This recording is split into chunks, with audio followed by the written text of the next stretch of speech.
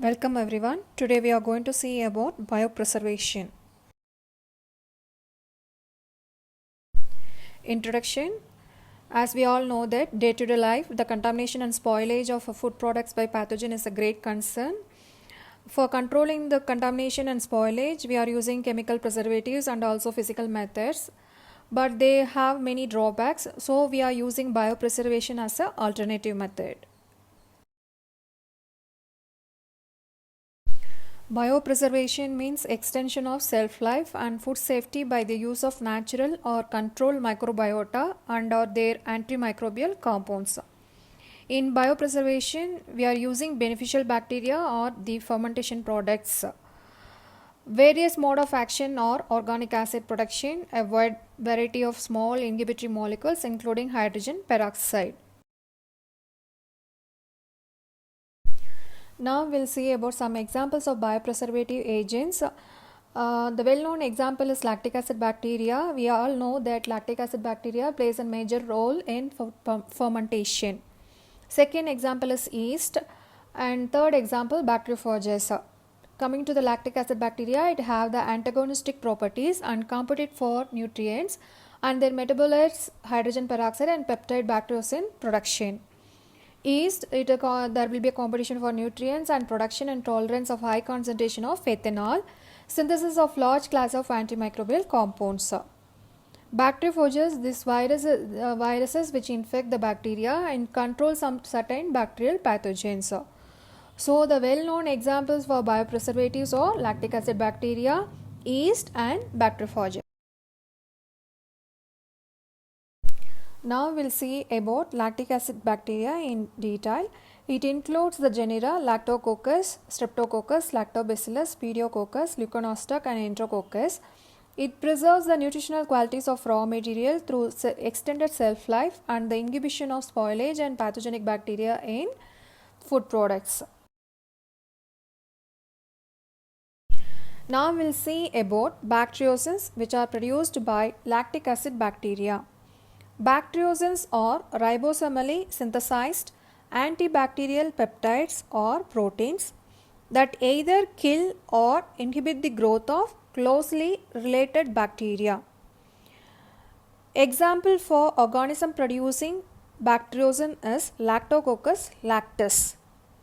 These bacteriocins are classified into 4 types, that is class 1, class 2, class 3 and class 4. Class 1 comprises the antibiotics. These are small peptides which differentiated from others by their content in dihydroamino acids and thioether amino acids. Example, nisin. Class 2 comprises thermostable non-antibiotic linear peptides. These classes divided into 3 subclasses: the pyrosin-like bacteriocins, the lack of leader peptide, or neither of the above triads. Coming to the class 3, it's a large heat labile bacteriocins that encompass many bacteriolytic extracellular enzymes that may mimic the physiological activities of bacteriocins. Example, helveticin J of Lactobacillus helveticus. Class 4, it is a new class which includes circular antibacterial peptide which distinguishes the character existence of head to tail peptide chain ligation. Next, requirements and regulatory status for bacteriocins. It should contain GRS status. GRS is nothing but generally regarded as a safe. That bacteriocins contains this GRS status, and it should have a broad spectrum of activity and thermostability. It should have a beneficial efforts and improved safety. It should not show any adverse effect on quality or favor of the food. Applications of bacteriocin producing lactic acid bacteria in food. Inoculation of food with lactic acid bacteria where the bacteriocins are produced in situ. Use of food previously fermented with the bacteriocin producing strains as an ingredient in the food processing. Example, Nisaplin TM, Microguard TM, Alta TM 2341. Then addition of purified or semi-purified bacteriocins directly to the food. So these are all the applications of the bacteriocin. We have seen about what is a bacteriocin and their types and their application. Next we are going to see about bacillus as a biopreservative. Bacteriocins also produced by bacillus species. Examples for bacteriocins which produced by bacillus species are megacin from Bacillus megaterium, dermacin from Bacillus styrothermophilus, then substilin from Bacillus subtilis. These bacillus species which producing bacteriocins have an antimicrobial action against gram-positive and gram-negative bacteria as well as fungi. Comparing to lactic acid bacteria, the bacillus species having the greater antimicrobial spectra, and it is safe for humans and would be no more of a risk than lactic acid bacteria. The physiology or the genetics of bacillus are well understood. The metabolic diversities of the bacillus species which producing bacteriocin with the various properties such as inhibitory activity at alkaline acidic conditions or after thermal processing, and it would be suitable for food processing.